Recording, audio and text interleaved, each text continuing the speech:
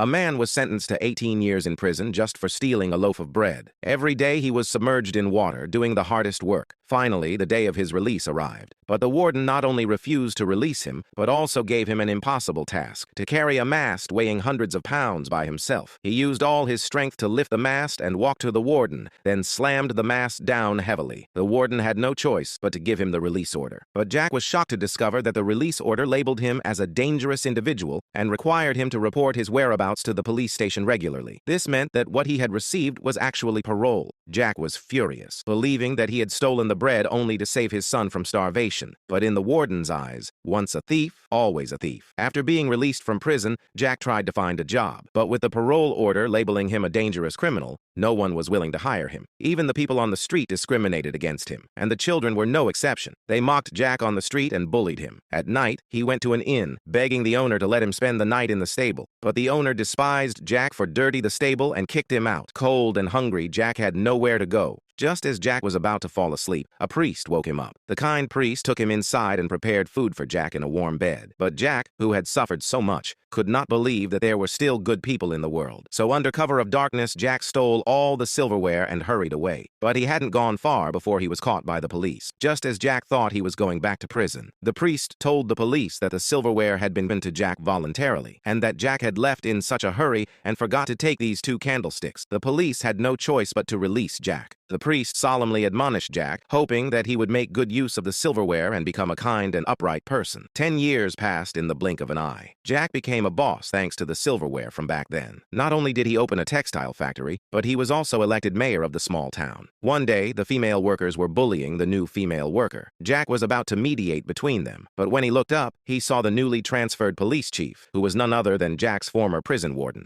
Jack panicked. Instantly, he instructed the supervisor to handle the female worker's matter, then mustered the courage to approach the police chief. Although the police chief did not recognize Jack, he felt that Jack looked familiar. Just then, a scream came from outside. Jack rushed over to help, but this action almost exposed Jack's identity.